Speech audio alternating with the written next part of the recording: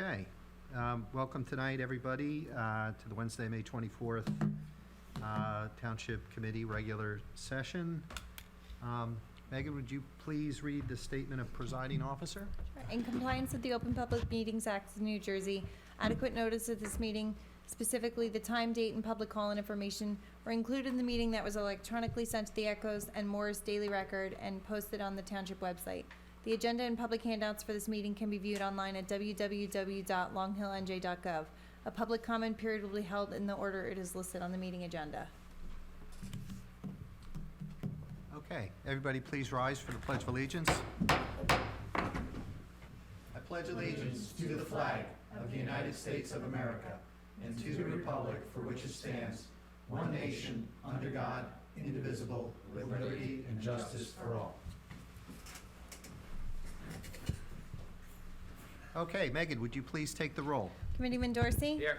Committeeman Ray will not be joining us. Committeeman Verleza will not be joining us. Deputy Mayor Pasurchia? Present. Mayor Lavender? Present. Committeeman Ray is in Baltimore, I believe, and Committeeman Verleza is in Puerto Rico. Okay, all right. Well, I'd like to start off with a proclamation. And this is for Jim and Diane Delaficio, and I think they are on Zoom as well. I'd like to get them to comment, but I wanted to read this first. They recently moved out of town down to Delaware, and they were both very productive volunteers here in town for many, many years. But I want to read a little bit. So Diane was a volunteer at the library. A little bit of background on Diane. She received her master's in librarian science from Syracuse, and she was a librarian in a local school system for many years, had been a library board member, had been a friend of the library. She was on the building committee to build the library here, and actually staffed many lemonade stands at parades while raising money for the new building. She staffed book sales. She had been on 3 search committees for new directors, increased library circulation by checking out so many and reading so many books, so I guess she liked to read a lot. But she logged more hours as a volunteer than any other for the library, and says her proudest accomplishment was researching the American Library Association's minimum pay levels and convincing the board to increase the whole staff salary, which I'm sure they appreciated, to at least the minimum. And a quote here from Mary Grace: although we think Diane wins the award for being a thoroughly nice and kind person. So we'll have a proclamation that we'll try to get to her. Next, Jim Delaficio. Jim was a volunteer EMT on the Long Hill First Aid Squad for 25 years and responded to an estimated 2,500 first aid calls. That's impressive. Served as captain, president, training officer, treasurer, and secretary. And when he wasn't doing that, he was a violinist with the Summit Symphony Orchestra for 30 years and served on the board of trustees there. Was a volunteer for the Morris County Literacy Program for 10 years and helped many adults improve their English language skills. Recently, he was helping out at the Long Hill Library with adult literacy. And when Jim wasn't volunteering, he was employed as a medicinal chemist with several area pharmaceutical companies. So a lot of impressive accomplishments there. I don't know if you want to open the line if Diane and Jim are listening, if they'd like to say a few words to the town. Yeah, absolutely. I will allow them to talk. Okay. Can you hear us? Yes, we can. Okay. We're both very honored to get this award. We love our community. We felt that it was very important to be involved in our community and to give as much as we could because we were able to retire at an early age. And we truly appreciate this honor. Yeah, yes, and I really enjoyed all my years of service with the Long Hill First Aid Squad especially, and the people that I had the pleasure of working with on the squad, which are very dedicated people for doing this really for nothing. They're volunteers. And thoroughly enjoyed my time with the symphony. In fact, I just played my last concert with them last Sunday. So it's been a wonderful, wonderful experience. And I love ESL as a second language is great. Oh, great. Thank you very much, and thanks for coming on. And just, again, on behalf of the town, we thank you for your many years of service. We know that you're well-liked and loved by many people here, and I just wanted to let you know, we have a couple of proclamations for you. We'll get them down to you, but your friends Mary Grace are in the audience, and also Carly Snyder and Scott Orshin are here as well. And by the way, happy EMS week. I heard it's EMS week. That's right. So, You want to present them? yeah, please, let's,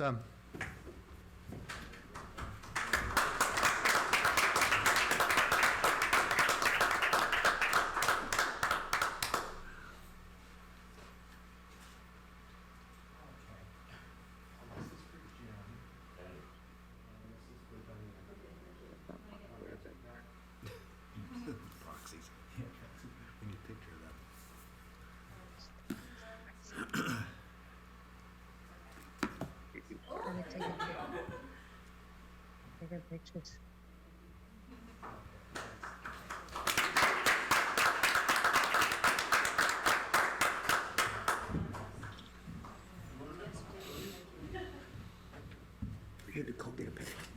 so Jim and Diane, thanks again. Don't be strangers, and again, appreciate everything you did. And you too. Thank you. Okay. Thank you. Thank you. Okay, all right, next. Budget presentation, that's what we're going to do next. So, Megan, maybe what you can do is drop the screen. We'll turn on the slide projector. Randy, you and I can go down there. We have to go down. We can't see. You got to go down too, yeah. And we bring up this room.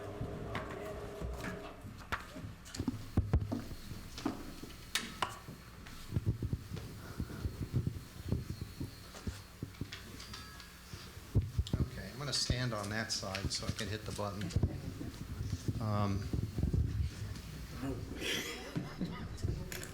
Hello. Okay, can everybody see that okay? If I'm in the way, just let me know. All right, so what we tried doing something a little bit different this year. Normally you just get the budget in this complicated packet, and it's a lot to read. We tried distilling this down to something that the public could read and digest. And so if you have any questions, if it's something on the slide, just raise your hand. I'll repeat your question and see if I can answer it. But we'll try to limit the questions just to what we have on the PowerPoint. The public hearing is at the next meeting in a couple of weeks, and you'll have plenty of time to read and research by then and come prepared to dig in deep there. So we'll just, and Randy here, our CFO, will do color commentary, and when I get in water over my head, he'll bail me out. So first off, what we're going to cover is we're going to spend just a couple of minutes on how the budget process works. Then we're going to go through the municipal revenue plan, what we're actually expecting to get, and compare that against last year. We'll talk about the tax levy, which gets into where the monies have to go and how those monies are being generated by the taxes that we're levying. And then lastly, appropriations and spending, our budget allocations per category and how that filters into the different departments so you can see what we're paying for. And we'll talk a little bit about the 6-year capital plan as well. Mayor, just real quick, I had put June 14th for the public hearing because that's the second Wednesday, but it's actually June 7th. So I just wanted to correct that to make sure everybody knows it's June 7th, not the 14th. Right, thanks, Randy. Okay. Whoops, down arrow. All right, so first off, the budget process. So the process actually starts last September. And between September and December, the departments are, taking a look at what they've done in the past year, where they're going for the next year, and, getting their budgets ready for the things they believe they need to get to Randy, at least by the end of the year, because what Randy does in January, along with his financial assistant, is put together the preliminary budget. So that preliminary budget, and it's usually in spreadsheet form, where we kind of go through and see where do we want to get to from a tax perspective, and how do we fit into that with the projects that we know we have, and where the expenses are going from an inflation point of view, et cetera, et cetera. Between February and April, the committee reviews this. I spent some time on a Zoom with Randy, kind of getting down into the weeds on the details. The other committee folks have a chance to talk to him as well. And we get to a point where we're comfortable with it, and we want to submit it for an ordinance, and that happens where we're at right now in May. We do this public presentation. This is right now, so we have a chance to explain it. And at the next meeting in June, you'll have a chance to ask questions during the public hearing, and hopefully, if everything goes well, we adopt it then. Later on in June, there'll be a capital ordinance as well. Some of the considerations that we go through when we're doing this are, what are the goals of the department, in terms of better customer service or efficiency or cost savings? Are there opportunities to generate revenue or perhaps get into a shared services arrangement where, we can save the town some money? We take a look at long-term planning because, we burn through police cars every year, and we've got needs in terms of fire equipment. We take a look at strategic initiatives, things such as, let's say, stormwater, right? Things of that nature. What do we need to plan for ahead of time? And then lastly, we're most of all concerned with financial stability, that we have the town in a place where we can weather any kind of, economic uncertainty, and not put the taxpayers in a position where all of a sudden they're going to get hit with a big tax bill one year. We try to keep that very even, and over the last several years, we've been very happy that we've kept that average municipal tax increase to under 2%. Couple of guidelines. Generally speaking, budgeted revenue should not exceed the prior year's actual revenue. So we should not budget revenue that we're not fairly certain that we're going to be getting. The second thing, by New Jersey statute, we can't spend more than what we budget for appropriations in total. So let's kind of take a look at how we did last year. So this is, our report card, if you will. Really, at a high level, there's three key metrics that we want to take a look at. Number one is, how did we do spending versus collecting? And how is that reflected against what we budgeted? Well, we budgeted to collect $16 million, but we collected 17, and some of that's due to higher assessments. Some of that's due to higher revenues and some of our local revenue. And we spent $15 million. So there's a positive gap there of $2 million, which worked to our benefit. The second key metric is our financial reserves. So we started 2022 with a surplus of $2.9 million.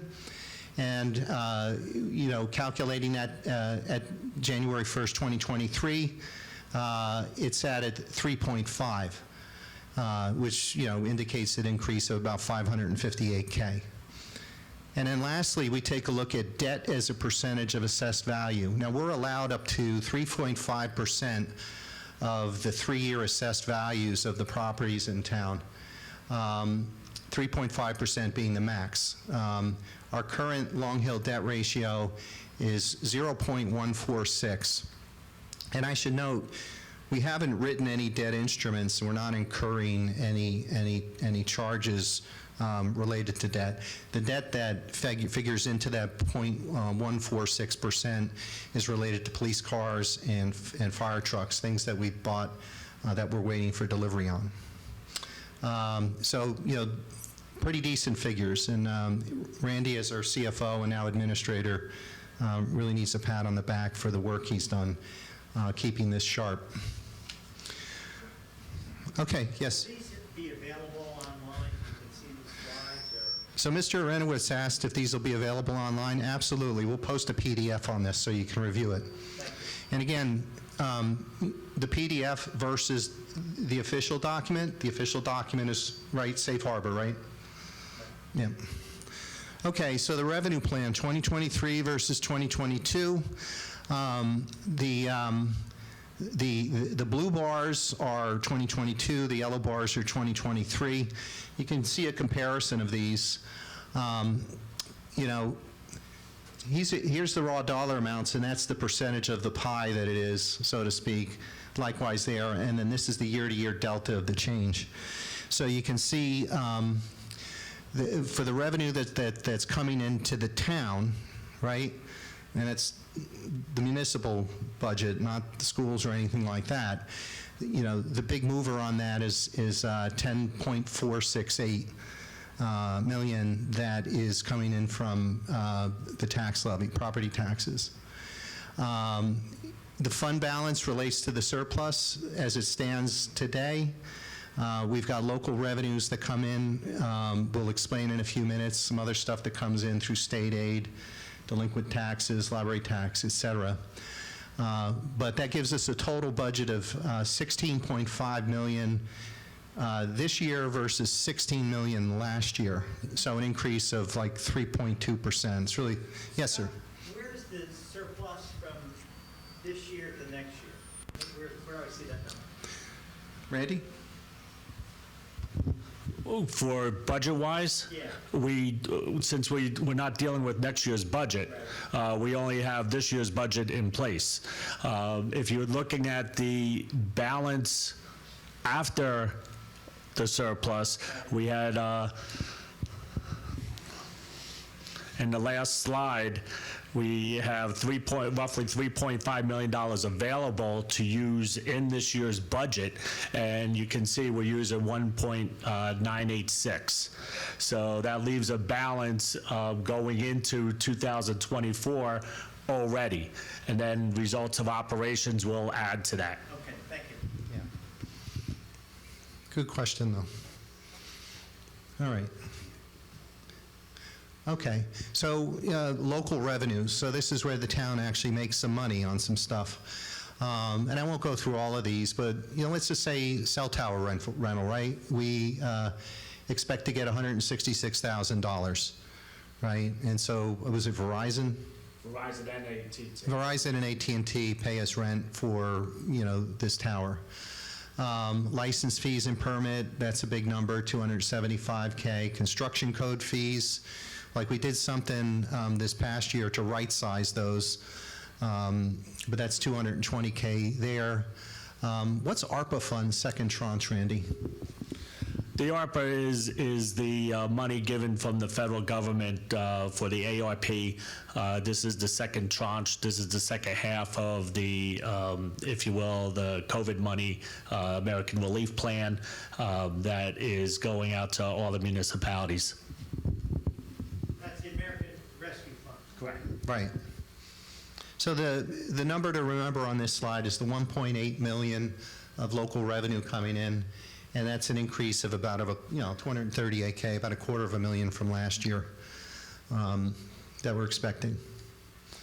Okay, so question a lot of people ask is, where are your tax dollars going? So for every dollar that we pay in property taxes, about 25% of that is related to this budget that we're talking about, right?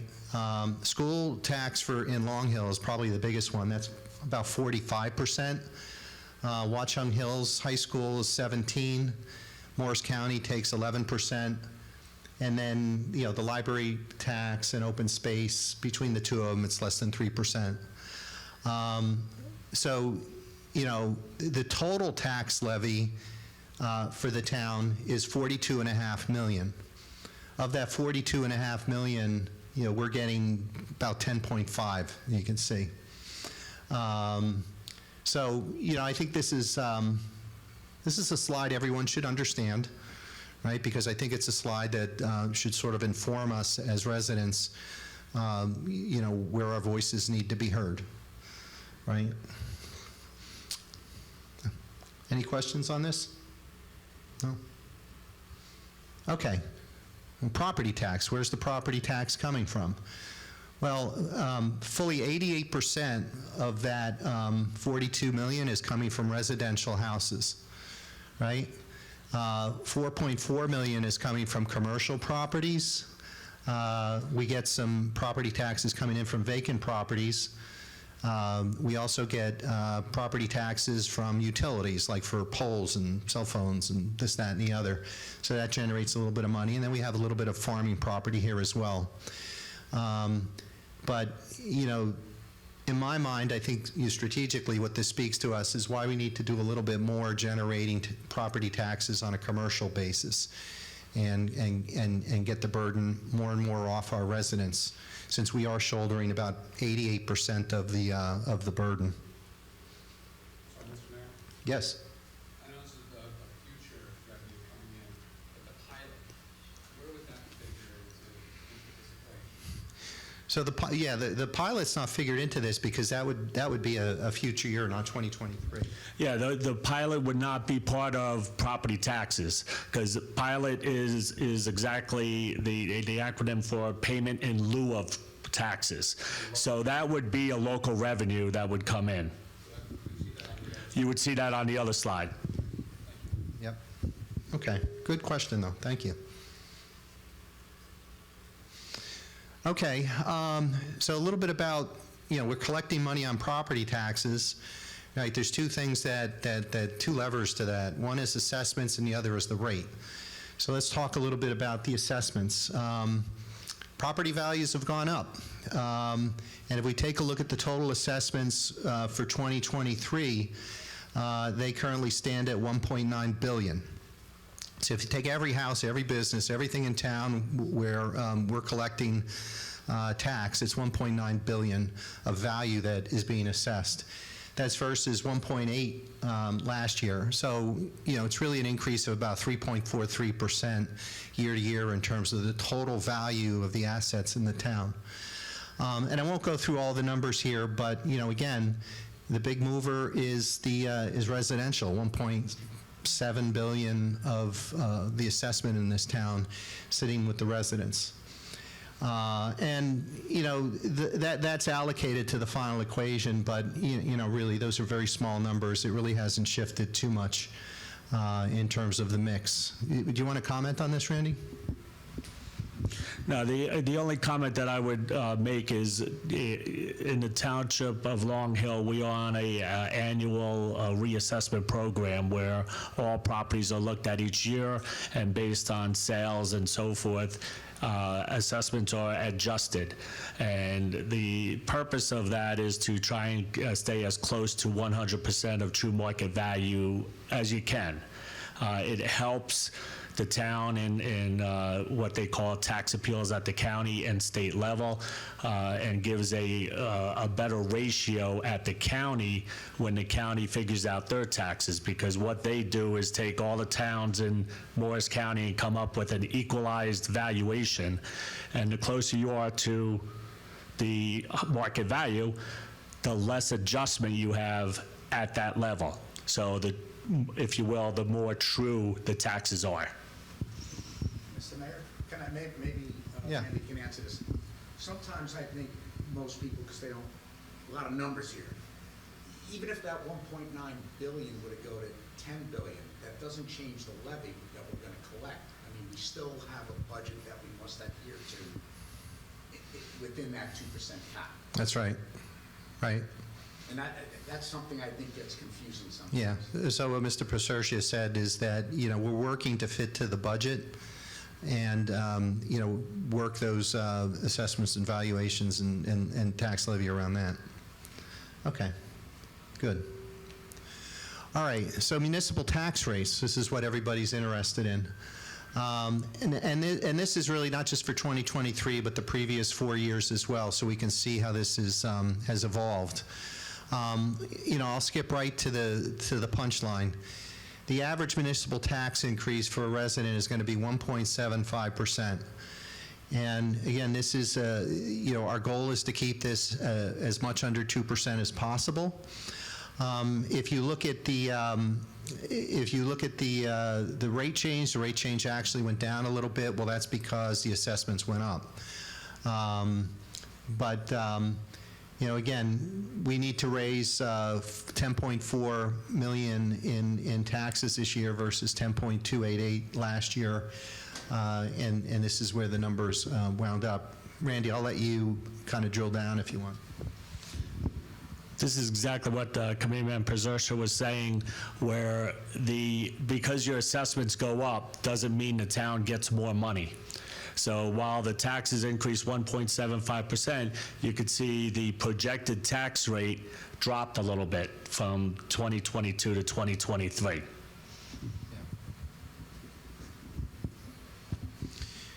Okay. All right, so now let's talk about allocations. So, I'll refer to these as kind of like horizontal classifications, not departmental, right? So there's a number of different categories where, we have responsibilities we have to meet, or we have recurring expenses. For instance, total salary and wages, utilities, pension costs. The departments have budgets that they submit, operating budgets. We have insurance, fund ordinances where we have committed funds that we have to deal with, and capital improvements. And so that adds up again to the budget of $16.5 million. And, really what you can see here is, the change year to year in that.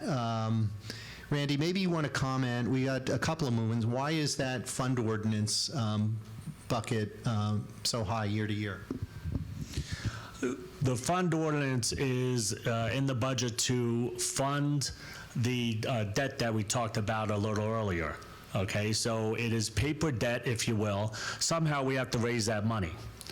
Okay, so $400,000 this year is going to raise money for the fire trucks that we have on order.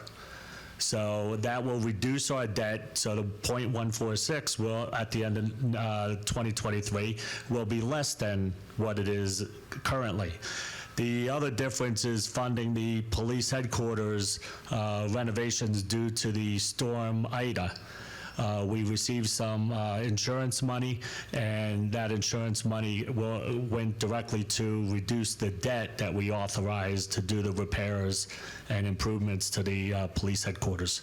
That's why that is larger this year than last year. Last year, the $23,000 was due to the emergency appropriation we did for police headquarters. We have anything from FEMA that the money was guaranteed by certain individuals that we're getting? We have not heard anything from FEMA as to police headquarters. We have received monies and commitments of other portions of the town where we had gotten some damage, but we haven't gotten any concrete numbers for police headquarters yet. Okay, so just to kind of wrap up on this one, so the big hitters on this one are salary and wages is $5.1 million. Departmental budgets follow that at 3.5. Pension costs are up there, and capital improvements 1.8. Randy, can you talk about the tax reserve? What's that?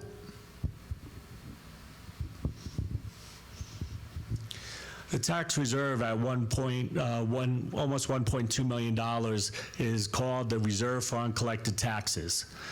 We as a municipality collect the taxes for all entities. We collect it for the school board, we collect it for the regional district, and we collect it for the county.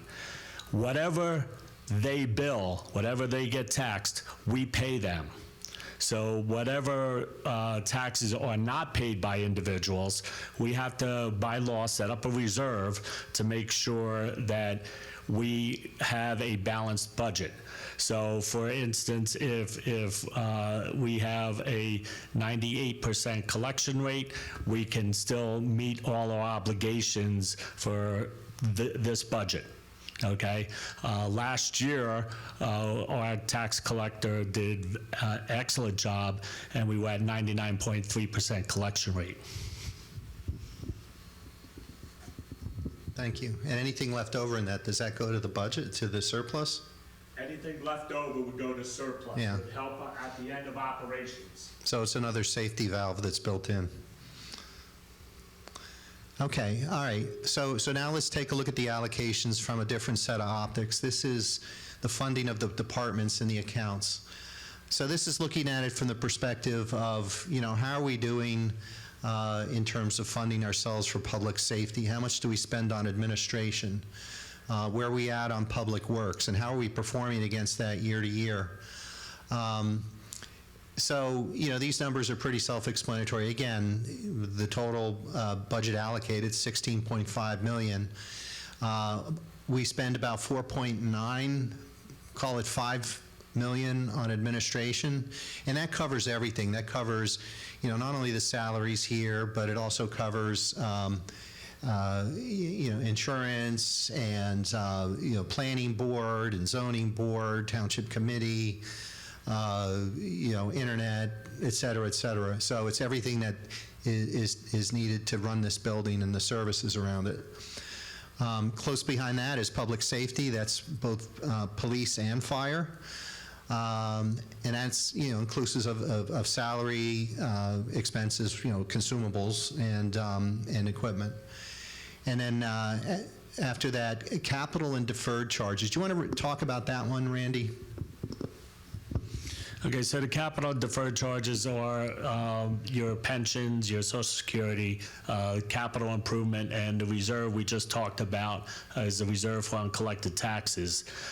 Most of these numbers, except for capital, are dictated to us by the state of New Jersey and obviously by the federal government for Social Security.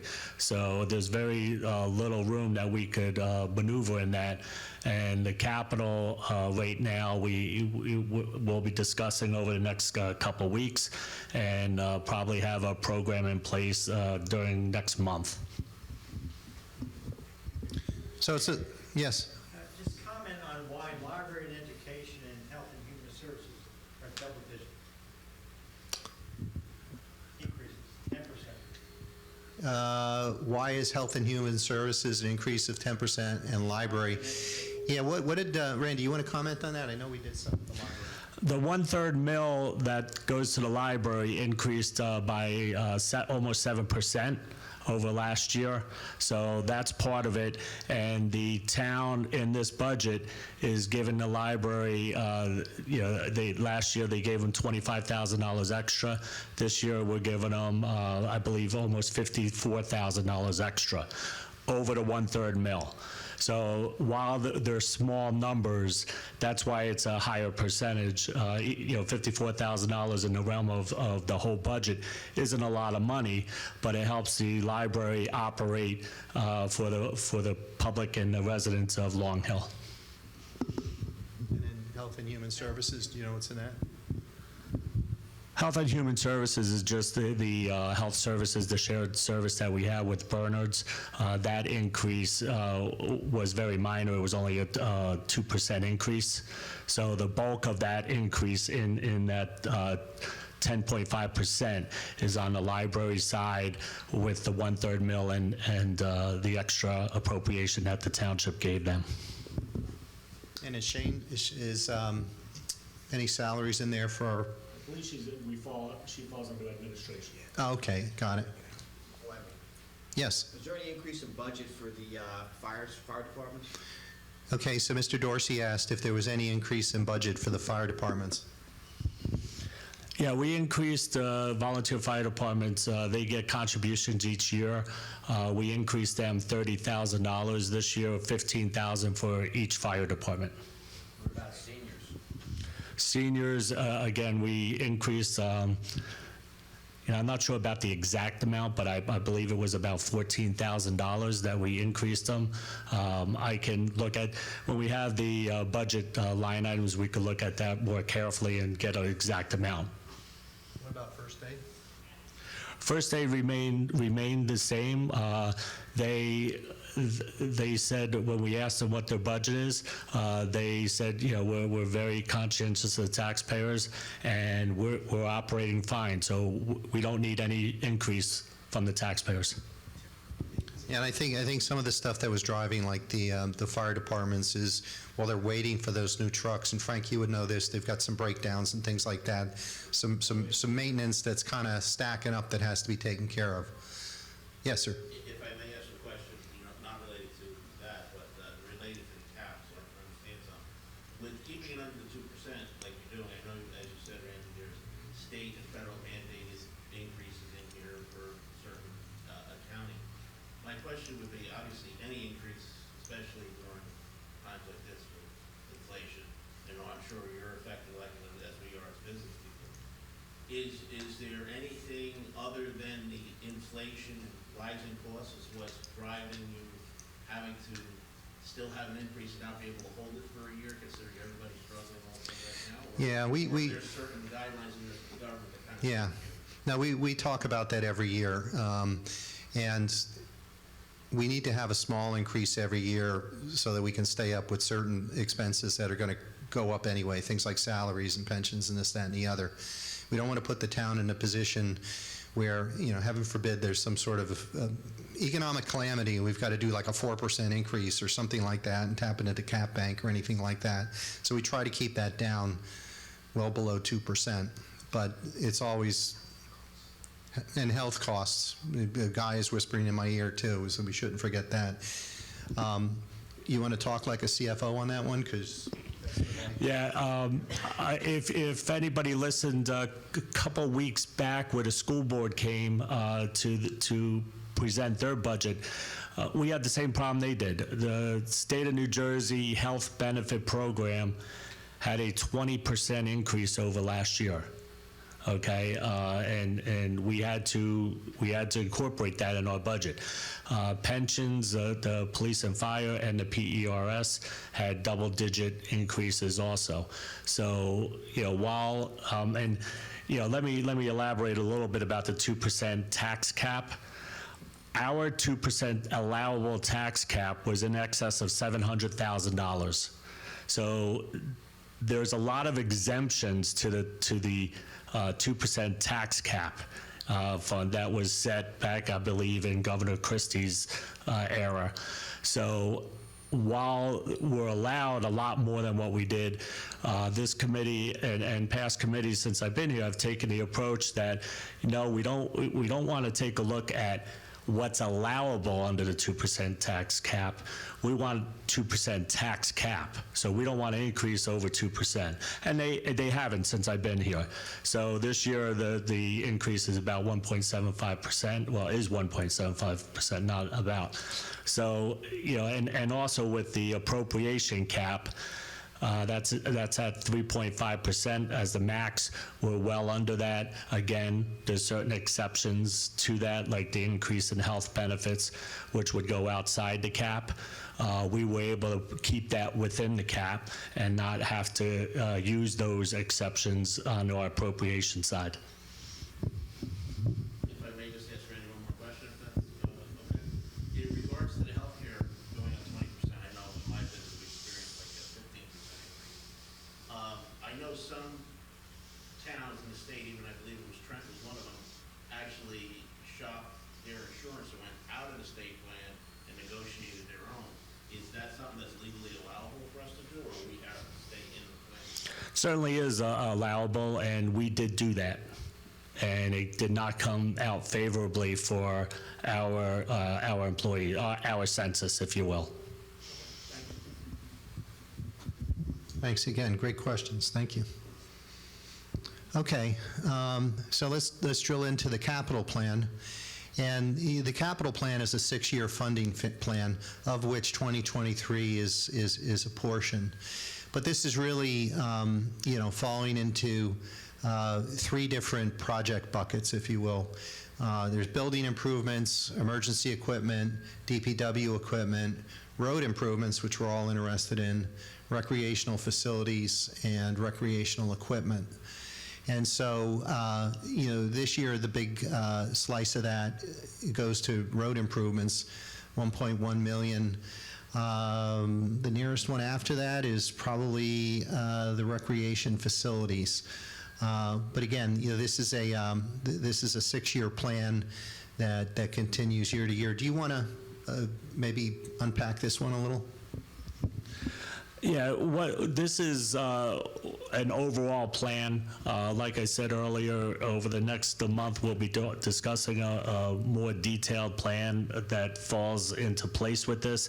And as we go along discussing that, if there are changes amongst the, if you will, the broader categories, what we would do is adjust the capital budget, which is allowable and is done all the time, and we would send that adjustment down to the state. The capital program in the current budget in the state of New Jersey is a estimated amounts that you're going to be spending. These are not written in stone because each year things can change, especially roads in the Northeast and New Jersey.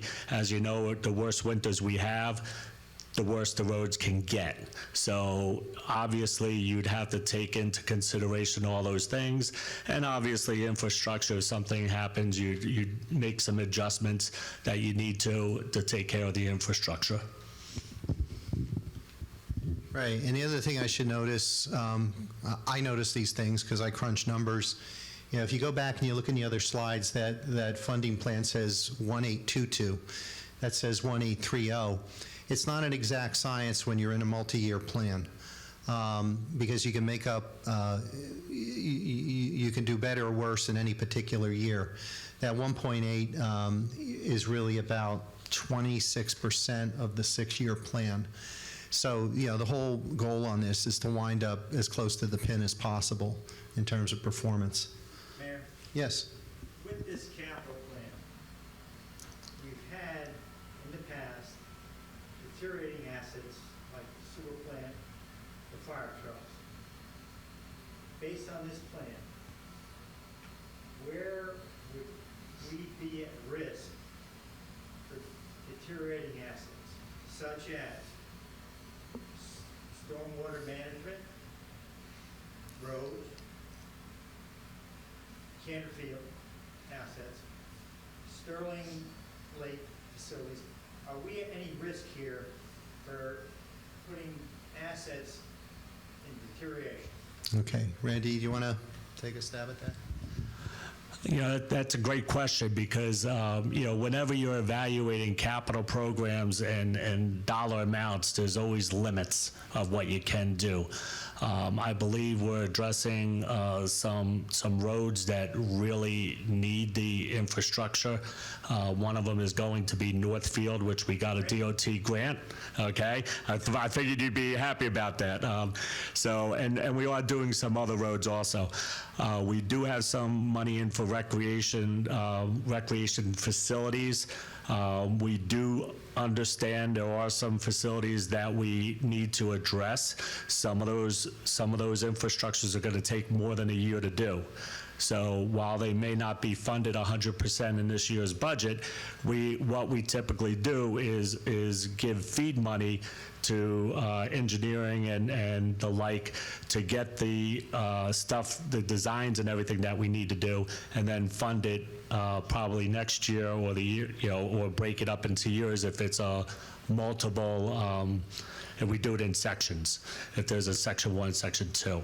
So yes, we try our best to take a look at the infrastructure. I have multiple meetings with the department heads, especially recreation and DPW, and you know in fact, we just reevaluated roads with the DPW director and gave a listing of roads that need repair and the conditions that they're in. So, and again, that list can always change from year to year depending on winters.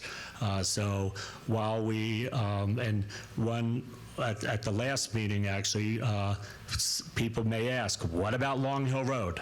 Okay, we just did a fix, if you will, a pretty big fix on that road. We are applying for DOT for a grant for that for next year. So we're already planning on next year capital programs as early as now.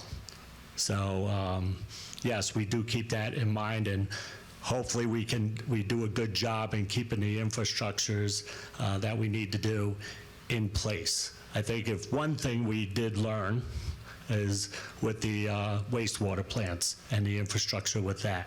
So we are putting money, since I've been here, we're putting money into our assets to keep them up.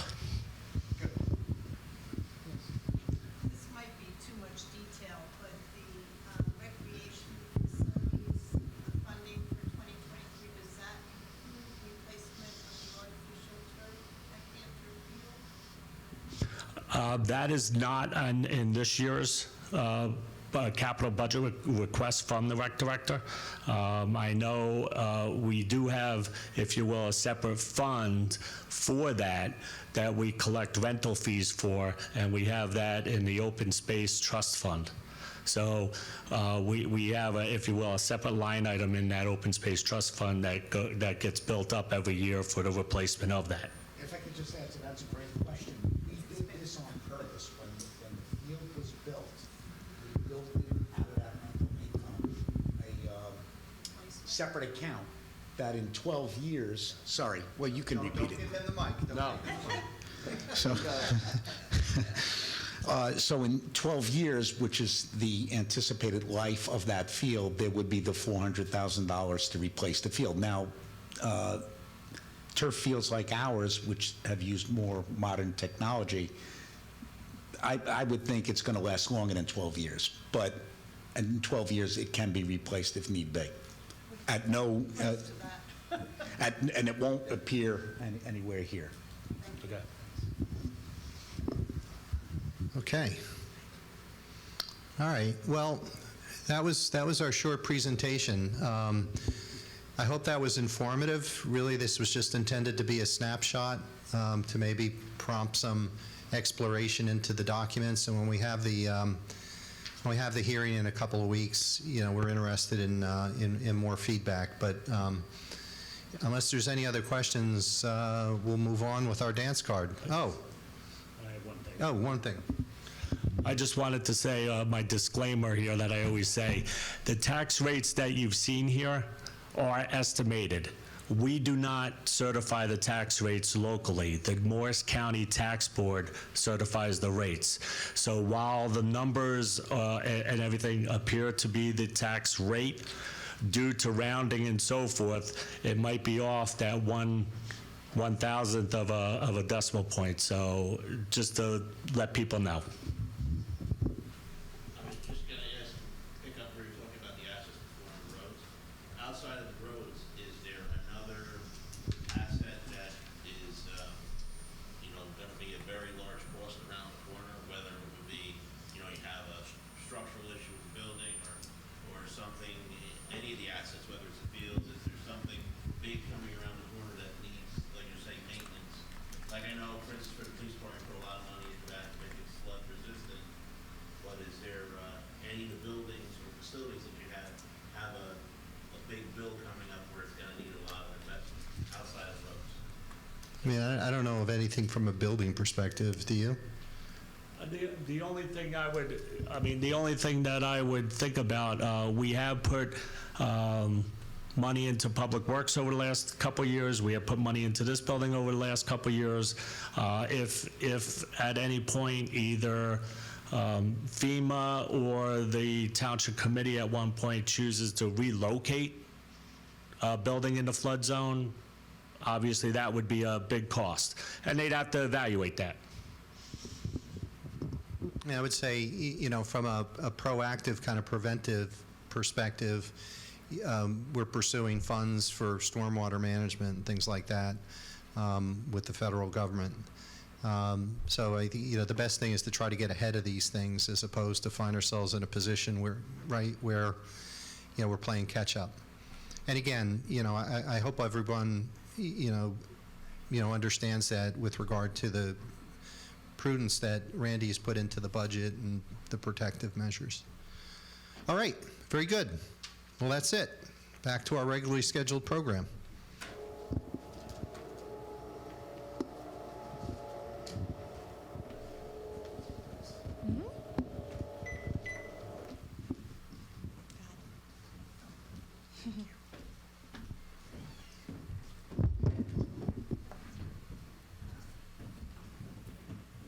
I think you Oh. All right. But maybe I was, but then big. All right. Okay. So now we're going to move into ordinances. All right, this first one is ordinance 519-23. This is first reading and introduction, amending the administrative code as set forth in Chapter 2 of the Township Code entitled Administration. Jack, do you have comments? And I think you have a small change, right? I do have a small change, Mayor, and I'm just scrolling down to it. And it has to do with the educational requirements for members of the Board of Adjustment and Planning Board. It's in section 2-3.1, paragraph E. Educational requirements for Planning Board and Zoning Board of Adjustment. All I've done is change the language a little to make it more consistent with the MLUL. And at the request of the Planning Board Chairman, I've noted that the mayor, who's the Class 1 member of the Planning Board, and the member of the Township Committee, who's the Class 3 member of the Planning Board, are exempt from those educational requirements. In my opinion, that's not a substantive change because it's already state law, and we were subject to it anyway. So I would ask that you, the Township Committee, move to amend the ordinance. It's first reading. Oh, You I'm don't have to sorry. amend. First reading. So that's the change. Okay. Any discussion up here? All right, can I have a motion to approve ordinance 519-23? Second. Mr. Renowitz? Can we comment on that? You allowed us the last time we had the first reading. Yeah, why not? Okay, thank you very much. Charles Reynolds, Millington. On this proposed ordinance, mayoral and township committee appointments, I could not find anything in the proposed changes that addresses these committees. Open Space, Beautification, Board of Education, Green Team, A Way Out, Central Park Vision Committee, Senior Citizens, and Traffic Safety. Should this ordinance address these committees beyond the general category of appointments by the committee? Mr. Reynolds, I intentionally took that out because those are all advisory committees that aren't mandated by state law, or in many cases by ordinance. And they're set, those appointments are made, the liaison appointments are made at every annual reorganization meeting. So it's really redundant to put it into this administrative code with just a general reference to them. Because as the committees change from year to year, and advisory committees often do, that means we'd have to go back and amend this ordinance every time there was a minor change. Things like Open Space have been here for a long time. Well, they have, and they'll still be here. As I say, the appointments are made at the reorg meeting. It's part of the template for the reorganization meeting, and this isn't taking away any of those. It's just stating that the Township Committee at its annual reorganization meeting shall appoint members as liaison to the various boards and commissions. Okay. Question item 2-2.4B, Okay? responsibilities and duties of the liaisons. Yes, that's unchanged. Yeah, well, let me comment on that. I opened all liaison reports for the last 5 years. I only received recreation and DPW reports. These other reports are not currently prepared. Where is the penalty for not completing the liaison reports or an incentive to complete the liaison reports and include them in the agenda as previously recommended to you, Mayor, in an email as Warren Township does? We need to get these liaison reports out to the public. This section does not require written reports. It just requires monthly reports, and as you know, the Township Committee does that at one meeting every month. The Yeah, but- report has but- members of the liaison, or liaisons to the various boards I and committees. fully understand that. And I come to most meetings. Oh, I know you do. And I can account that most committees that are doing liaison reports are non-existent. I haven't had, for example, I haven't heard open space in 2 months. I've never heard a report on the green team. I've never heard a report on Way Out. I've heard some on the Central Park Vision Committee. My point is, we need some meat on this to get these reports to the public, whether that's written or verbal, and this ordinance isn't going to do it.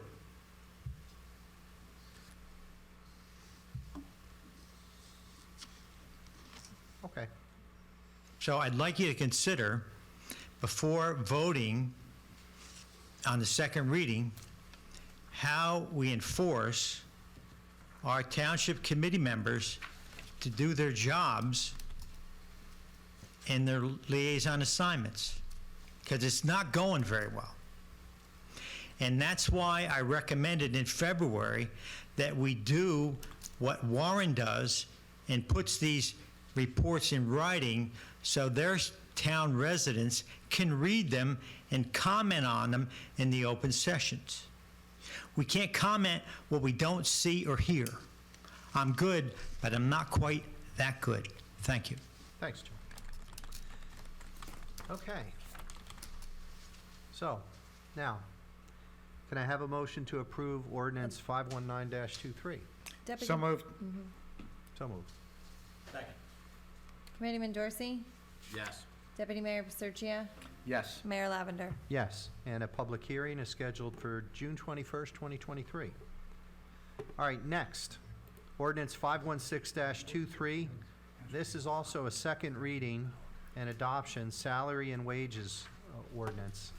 Randy, do you want to maybe comment on this?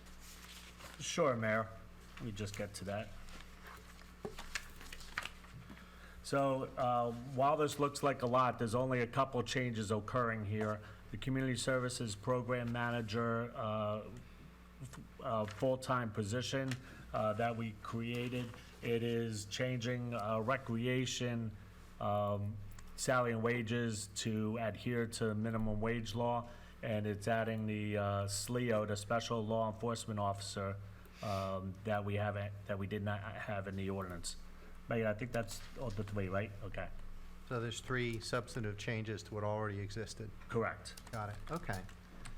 At this point, I will open the public hearing for comments on 516-23.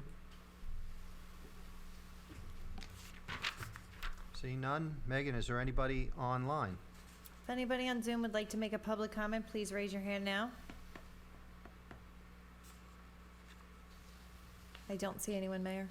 Okay, then I will close the public hearing, and I will ask if we can have a motion to approve 516-23. So moved. Second. Committeeman Dorsey? Yes. Committeeman Paserchia? Yes. Deputy Mayor Paserchia? Mayor Lavender? Yes. All right, ordinance 517-23. This is also a second reading and adoption, creating a new Chapter 19 in the Township Code entitled Administrative Fees for Registration of Certificate of Insurance Required for Owners of Businesses and Rental Units. And Jack, I think this is something that is statutory, if I'm not mistaken? Yes, Mayor, there's been some misunderstanding as to this ordinance.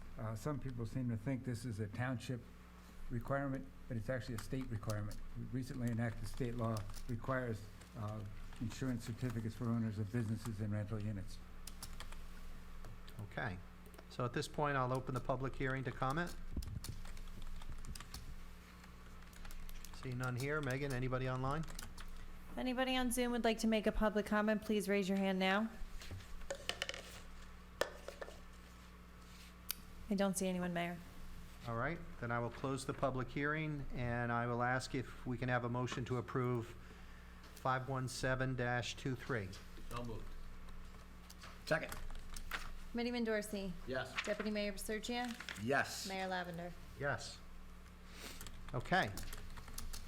Moving along, consent agenda resolutions. And this is 23-155 through 23-165, which I don't know if it was in the packet, but I will read what that is. It was a request to exempt a disabled veteran from their property taxes. Is that true? They made a wire transfer. We need to refund it to them because they're entitled to be exempt from it. And Megan, will that wind up on the web? Yes. Yeah, okay. So that one's 23-165. I think I have to abstain from 23-159. Are there any other abstentions? Okay. All right, so can I have a motion to approve 23-155 through 23-165, with me abstaining from 23-159? So moved. Second. Committeeman Dorsey? Yes. Deputy Mayor Paserchia? Yes. Mayor Lavender? Yes. Okay. Moving along, liaison reports. Matt, we'll start down your end of the table. All right, let's see, I'll start with the DPW report. Let me find it here.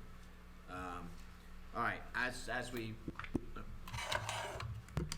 discussed earlier, DPW was doing some big paving projects. They did the end of Long Hill Road down by River Road and Chatham and Bridge Street. That was a fairly big job, and anybody that's driven there and over the winter and the last few months, it's very shaky. So they've cleared that up and fixed that. That was a big project they were working on. They're obviously continuing doing lawn maintenance as they do this time of year. They're doing roadside vegetation, cutting and trimming back leaves. I noticed they did that up on Morristown Road as you're heading up to Long Hill. That's a area that really needs it, and they got hit that last week. They're ready for the opening up the lake in a couple weeks. They replanted flowers and a tree at Cantor around the Cantor Memorial signs, and they assisted the Recreation Department with the ExoFit installation at Town Hall. So when you come in the parking lot in the back by the bocce court, you'll see this green thing. It's exercise equipment. There's different exercises and maneuvers you can do on there. I don't remember when it was ordered, but it's now installed, and it's open to the public. As to the police liaison report, I'd like to congratulate Lieutenant Chambrillo for getting the job done and actually applying for grants, things that haven't been done for a while.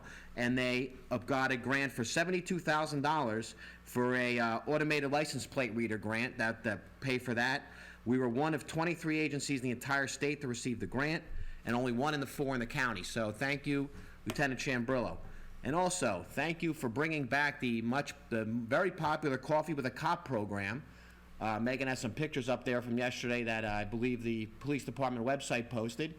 It was nice that it was very successful. I was there for a little while. It was nice to see the officers are permitted again to interact with the town administration and elected officials. And they were doing great with the public, their kids, adults. Officer Jeff, who you'll see right there, he's very popular amongst the students. When I was there, a group of high school girls came up. As soon as they saw him, they started screaming like he was the Beatles and ran right over to him. So it was very nice to see all the officers. The officers were having a great time. The Starbucks people were appreciative, and the customers loved it. So thank you again for bringing this program back, and hopefully we can do it again in the future. Thank you. Anything else, Matt? You good? I'm good, thank you. All right. Guy? Well, I just want to shout out to the First Aid Squad. This is National EMS Week, so that is our First Aid Squad. As everyone knows, they do an incredible job. I'm a little disappointed that I thought they were in line for an increase in their annual allocation, but I'm not surprised that they essentially turned it down.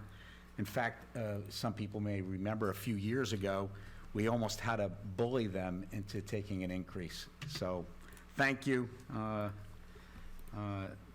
and sincerely, I appreciate that.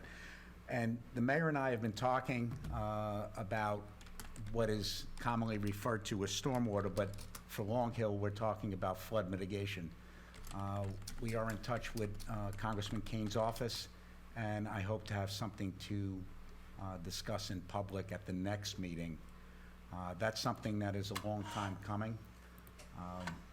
And I know Randy and previously Nancy Ballou have been in touch with the Army Corps through Mark and Paul. So hopefully we'll get something a little bit more substantive to discuss in June. Great, thank you. Anything else? No, okay. So I'll, in lieu of Brendan, I'll report on the planning board. I attended the meeting last night.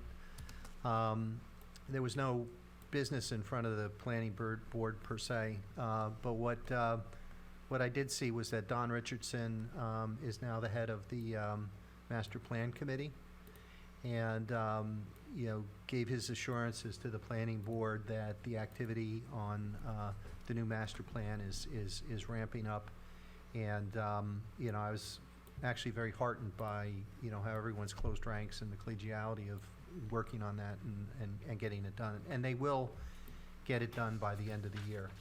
I'm convinced of that. Next, for Vic's sake, I will do the recreation report. Megan, if you want to tee up the slides. So Matt mentioned the ExoFit. The ExoFit, I looked at this thing kind of looks like a gym set for adults, right? But it's an exercise unit that was installed by the supplier. It works by way of resistance training, I suppose, I think with elastics and things like that. But it's been installed, it's ready to use. It's at the south end of the parking lot in Cantor. So in addition to getting your aerobic workout while you walk in the park, you can get your strength training as well. But just a reminder that this piece of equipment it's not necessarily for little kids. It's for individuals 13 and older. And we want to give a special thank you to Danielle Ferrante for her work on this project, and also to Alan DPW and his crew for installing the base of stone dust and the borders around it. It really looks well. Next, Memorial Day is coming up. Next Monday, our Memorial Day observance. I think we meet at Mercer Street. 9:30 a.m. is when the parade kicks off. That's May 29th. Any local groups that wish to participate, please contact the Recreation Department. And we hope to get a good crowd out there. And as always, the weather will be beautiful. Mr. Mayor, can I suggest that residents who want to come out a little before 9:30 because Yes. it kicks off? Yes. Try to get there a little bit Yes. before. Yes. Get a seat on those brand-new benches that are turned around to face the street. That's why we did it. We did it for Memorial Day. Darn it. The seats are facing the street. Next. Plans are in high gear right now for recreation, getting ready for summer. So remember to register for summer camp programs and the Sterling Lake by May 31st, which is a scant few days away. Lake badges are available for pickup in the Recreation Department 2 business days after registration through Community Pass. Sterling Lake opens for swimming this Saturday. Let's make a splash. That's her words, not mine. Check out the website for more details on all programming. Next, Sterling Lake Dance. That's Friday, June 2nd, 7:30 to 9:30. This is a $5 admission fee at the gate, and we need adult chaperones for it because we can't run the event without adult chaperones. So please contact the rec department to sign up as a chaperone if you can do it. We only have about half of the slots filled, so we definitely need more help, at least 10 more people. So if you can chaperone at the Lake Dance, do it. That's Friday, June 2nd, 7:30 p.m. Next, the Dog Days of Summer concert series has been released. So we kick off the concerts on June 8th with Winslow, an Eagles tribute band. You do not want to miss this. Come join us for 11 free concerts this summer and have a great family evening. You bring the kids, a picnic dinner, lawn chairs, blankets, etc., and listen to some good music. And the bands are always good down there. So make sure you mark your calendars. There's 12 concerts coming up. And a special thank you to the Moms Club of Long Hill for sponsoring the June 23rd concert as we welcome back crowd favorite Parrot Beach, a Jimmy Buffett tribute band. Parrot Beach. And that's it. That's recreation. Oh, wait, Scott, there was an email I saw today. Elisa actually put it out. It's about the Mosquito and Tick Commission. Mosquito Control put out a display in the, what's it, Randy, in the foyer over there? In the foyer, yeah. It's available to the 26th, and has information about Lyme's disease, ticks, and prevention and maintenance, and as Lisa said, even Rebel gets ticks, so it's for dogs as well as people, so please check it out. Then it travels on to another municipality after the 26th. So if you have any questions about the Mosquito Commission, fleas, ticks, and prevention, stop over at the the foyer area in Town Hall anytime in the next 2 days. Yeah. And Mr. Mayor, can I just add, I know we discussed the turf field earlier, those concerts that you're referring to, and really a special thanks to the Moms Club, but the bulk of those concerts are funded by rental income above and beyond that money that's put aside for the turf replacement. So that field we always knew it would kick out some money, but it kicked out substantially more than we expected, so it funds a whole bunch of things, including these concerts. And to this date, the township has never charged any of our rec programs for the use of that field. And that is somewhat unique, if not unique, certainly in this area. The surrounding towns that have turf fields, they charge their rec programs. We don't charge them a penny. Thank you. And one last comment, I'll make a comment about animal control. I don't know what bucket that fits in, maybe Board of Health. But, you know, this is also the season where there's a lot of critters on the road, and, you know, critters get rabies. We had an incident a couple of weeks ago. A resident called me and said, "Oh, it looks like there's a fox by the side of the road. He's not moving. Looks like he was hit by a car." He called me because my wife's a veterinarian. The first question my wife asked was, "Is it paralyzed? It could be paralytic rabies." So if you see an injured animal and you want to stop and help it, the best thing you can do is call animal control. And you get to animal control through the police. So again, if you see an animal that ain't doing quite right, call the police, have animal control take care of it, but don't pick it up yourself. All right. Next, liaison reports, we're done with that. Administrators report. I just have a couple things. We just posted on our website that PSE&G will be doing some road paving the first week of June. And I just got notice today that that is now postponed. So we will. I take back my applause. We will be putting that on the website, and not due to PSE&G's fault, but the county has a required 6-month waiting period until after the work is done. So the work was completed in February, March. So right now it looks like August, September that road will be paved. This so is Mountain? Yes, this will be Mountain. So PSE&G is hoping to do it beforehand, and they'll be in communication with the county, and they will let us know. The township had some ADA work compliance done in the front of the building near the library. That work has been completed. We also did some work on the steps in the rear of the building going to the foyer, and I believe they finished that up today. So that should be open probably, today's Wednesday, probably Friday. So we want it to dry out tomorrow. So we're for elections, we're ADA compliant and moving forward. And, you know, just to answer the question, because I've heard it asked in the public, what about the senior center and their ADA issues? I think that's something that we've got a budget next year. Well, yes, you know, the people may not understand, but the senior center is a autonomous organization, if you will. They actually own the building. The land is owned by the Board of Ed with a lease to the township and a sublease to the seniors. As people may or may not know, there are statutory allowances for us to donate money to senior clubs and also do capital projects. So I'm sure that we'll be working with them over the next 6 months to come up with a plan to get them ADA compliant, because I don't think, and I don't mean to speak for the township committee, but I don't think any one of the township committee members would object to helping the seniors in a capital project to meet the ADA requirements. Things change from the time they built the building, and sometimes it's difficult to keep up with federal and state compliance laws, especially when you're a volunteer organization and kind of, if you will, on limited income. Yeah, thank you for that. Okay, anything else? That's it? That's it. Okay. Do we have any discussion items up here? Do we have any old or new business? I have a question for Jack in general. Okay. Jack, if we wanted to condemn a property and raise a building, how long would that take approximately?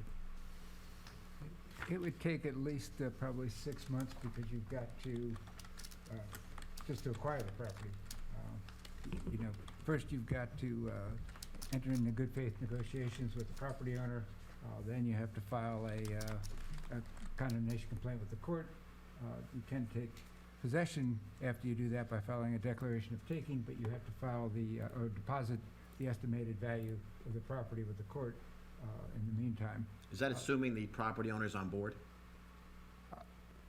That, yeah, would probably take longer if the property owner's not on board. So, my understanding, tell me if I'm wrong, that if we found, first of all, you'd have to have some kind of hearing, or some kind of a hearing at the township level, correct? That's correct. Then- We have to authorize it by ordinance. Okay, that's gonna take a couple meetings, right? That's correct. Okay, then after that, you have to file a condemnation complaint with the court? And before you even do that, you have to have the good faith negotiations with the property owner. Okay, then, wouldn't you have to have, then there's a couple hearings that the court sets up. Don't you have to have a hearing to determine if you can take it, then the second hearing to determine the valuation? Well, the property owner has the opportunity to object to the taking. If the property owner doesn't do that, then that's not an issue. So at that point, if that happens, then the township could file a declaration of taking and take title, as I said, by depositing the estimated. We also have to get an appraisal in the meantime, so that also takes several months. So this isn't something that could probably be done in a year then? Probably not. Okay, and that's assuming the property owner's on board with the request from the township? That's correct. If the property owner objects to the taking itself and the authority of the township to take the property, then it's gonna take a lot longer. And that would entail litigation and more attorney's fees and things of that nature? That's correct, and experts' fees, Yeah, obviously appraisers and things like that? exactly. And I'm guessing, I mean, I've been in Morris County with the judge shortage of approximately 70 judges in the county. Yeah, I'm guessing with other things, that's not a priority for the courts, I would think. That's in my opinion, because I'm there all the time. Well, if you read the daily briefing from the Bar Association, every opinion now is either family law or criminal law. All right, No civil cases. thank you. Okay. Any other discussion items? Any old or new business? Why are you hiding your head? I'm not hiding. Okay. All right. You So- yelled at me when I I had did the yell at mic you. for about 10 seconds. Well, I was afraid. I only had so much battery. All right, announcements. So we talked about Memorial Day. Matt, I think that Sterling Fire has a little shindig after the Oh, parade, yeah. right? Yeah, as always, everybody after the parade's welcome to walk or drive down to Sterling Fire Company. They have hot dogs and other refreshments. It's a nice way to mingle and see everybody. That's every year they have that, rain or shine. Okay. And did you mention the PBA kickoff the summer event, June 24th, 1 to 6 p.m.? I did not. There you go. Thank you. Okay, well, there's the PBA That was the kickoff. second annual PBA kickoff event at Town Hall. It was very popular last year, and hopefully we can keep up the tradition. Good. Primary election, June 6th. Polls open at 6 a.m. and close at 8 p.m. And Megan, I think you're sending out a special postcard It to went out. everybody in that district that would have been at the senior center but now goes to the library. Correct. They were sent out on Monday of this week. Good. Now, I believe there's also So, early voting. You've done it before, right, Guy? Early voting? I'd go to Madison, I don't know where Yes, the cost I is. think, if you want to vote early, you can go to Madison, the Town Hall in Madison. Anybody in the county can go there to vote early. I think it starts June 2nd through June 4th. So if you want to vote early, you can go to Madison Municipal Building and take care of that then. And I know we cut Megan off, so every registered voter for District 5 and 6. for District 5 and 6 has received the card. We've mailed them out. I I- can't verify that they've received it. We have received some back in the mail saying not deliverable and family everything received like that. 4 But of we did work with the county to get all of the proper mailing labels and everything like that. And they'll put a sign up on the senior center too. Correct. Telling them to move Correct. over. There will Yep. be a sign outside of this building to say vote here. Yep, good. All right. Excellent. Thank you. All right, next, Millington Sterling Fire Company Comedy Night at the Senior Center. I don't have a date on that. September 23rd. September 23rd. Yes. All right, That's when they announced the big 50-50, according to Brendan.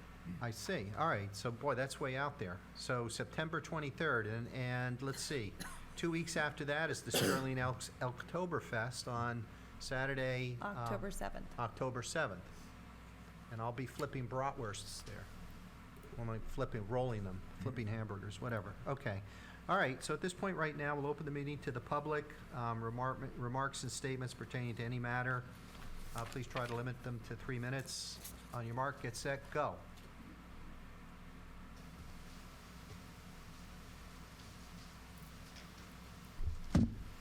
Good evening. Charles Renowitz, Millington. Comment number 1. I find the two candidates in front of me released statements rather interesting where there is supposedly a great sense of pulse of the town, loves engaging with the people,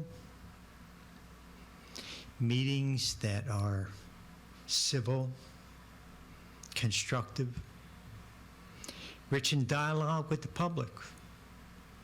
Boy, I haven't seen it, but if you're willing to do that, that's great. Your ordinance about civility only went one way. And a number of you tonight, even during the budget presentation, were on your cell phones. I think that's inappropriate behavior. Chuck, there's a calculator on my phone. Yeah. I wasn't referring to you. Don't assume that. Well, I'm saying there's a calculator. I understand that. I saw that. It'll be on my video, my photograph, but there were others that didn't have a calculator up, okay? But don't be so defensive, Mr. Pichero. I wasn't being defensive. I was Well, saying you were point telling of me, fact. I saw that you had a calculator up. I'll share my picture with you if you'd like. That being said, with your love engaging with people, former Mayor Dorsey, I made a constructive recommendation on the May 10th meeting for a change in our current qualified purchasing agent to be Township Administrator Randy Barr. Question number one. What has been the discussion and an update on this meeting? We're going May I to, have your attention? yes, we're going to keep Nancy in her. Well, no, hold on, because Guy wanted to talk to Randy, and I want everybody to be attentive and interested and have the pulse of the town as it's been declared. So my question is, what has been the discussion and an update on my recommendation from last meeting? We are going to keep Nancy in that position at least until the end of the year. It's a non-public facing role. She does an excellent job, and we're happy with her. How can she perform those duties when she's at Bernardsville? Randy, would you answer that question? Because I think technically she reports to you. Yeah, her and I keep in communication with various purchases, and she actually comes here every other Wednesday evening.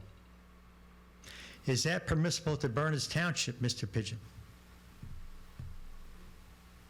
As far as I know, it is, but that's not my. Have we gotten approval from their township committee to do this? Yes. We have. Yes. From the mayor or the whole committee, or? We know the mayor quite well. Very good. That's great. Now, for today's rich discussion dialogue, which you're all very interested in, according to what I read in newspapers, not what I see demonstrated, okay? Chuck. I think you read the rest of that quote. It's a two-way street. Yeah, I read that too. Yeah. I'll read that to you. Respect is a two-way street. Right. So, And there's nothing that you have to do, but we have to do in the ordinance. It goes two ways. The ball bounces up and it bounces down. all right. But tonight's rich discussion. I watched last night's planning board meeting where comments were made that the master plan will be completed by December 12th, 2023. I heard similar comments 18 months ago, 4 years ago, 5 years ago, and even in 2014, after the 2013 reexamination. This 10-year plan effort with multiple master plan chairmen appointed by various mayors in front of me. Some of them are not here, but I think Guy appointed some, Brendan, and I think those two at least.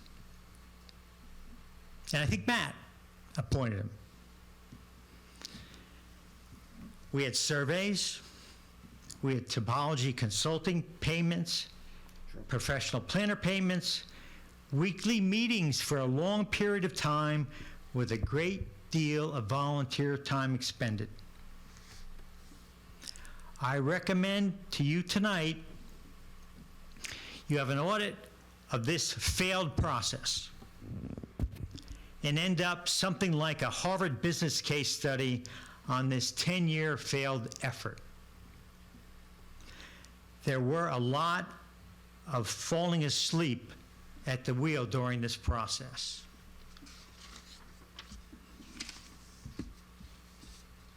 More importantly, when the master plan is completed in December of '23, or a reexamination is in place, we, as a Long Hill Township team, cannot go through this faulted process again for 10 years. I was reminded by the current chairman of the planning board that in 2003 and 2013, we've had a reexamination. That's 20 years.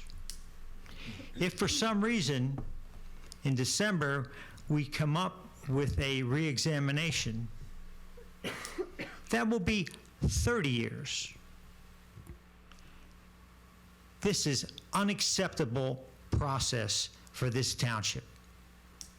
So I'd like for you, Mr. Mayor, to take this constructive dialogue, to have an audit performed of what went on the last 10 years and where the failures were and what we need to correct the situation. I can't be any more clear, and I hope it's constructive and we get a plan, one way or another. Thank you for your time, and I look for an update at the next meeting of what you decide to do with this audit and the failures that have occurred for, well, 9.5 years, almost 10. It's been 20 years since we've had a master plan. Thanks, Chuck. Thank you for your time. Thank you. Thank you, Chuck. Anybody else in the audience would like to come up and, come on up, Pam.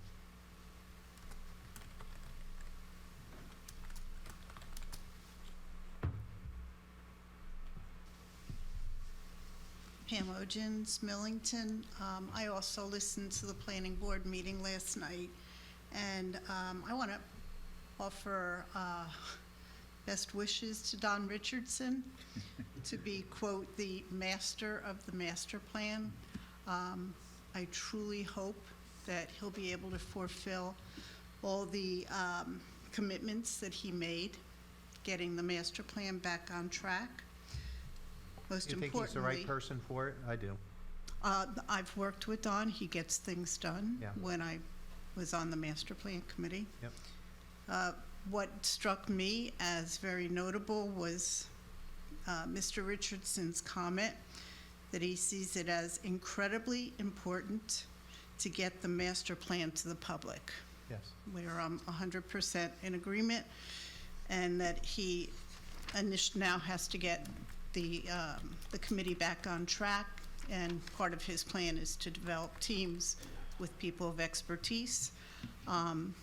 And I applaud the effort to realize that it was a failed endeavor. Unfortunately, not until May of 2023, but there's new leadership at the helm, and I wish him well. Yeah, right now it's time to just roll up the sleeves, get it done, and make it happen. And he committed not to have a reexamination, to have That's a right. true master plan. That's right. I think everyone's, reexamination is always an option, but no one wants to do it. So we want to get this done. Do we know it is an option, since this would be our second reexamination? And Yeah, we know that, but let's not even go there because no one's of a mind to do the re-exam at this point. We want to get this done. Thank you. All right, thanks, Pam. Thank you, Pam. Anybody else in the court like to talk? Okay, anybody online? If anybody on Zoom would like to make a public comment, please raise your hand now.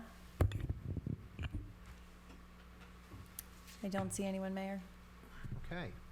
Well, that being said, I'll close public session, and I will ask for a motion to adjourn. So hopefully we'll see everybody on Monday. Yes, Please Memorial come Day. out. Important day. Indeed it Was is. that a motion, or was that just a welcome? No, it was just me, speaking because you wouldn't give me the mic earlier. I was gonna. Motion Matt, you to wanna- adjourn. No, Motion no. to adjourn. All right, second? All in favor? Aye. Aye. Thanks, everybody. Appreciate it. Thank you, everyone. Scott Button.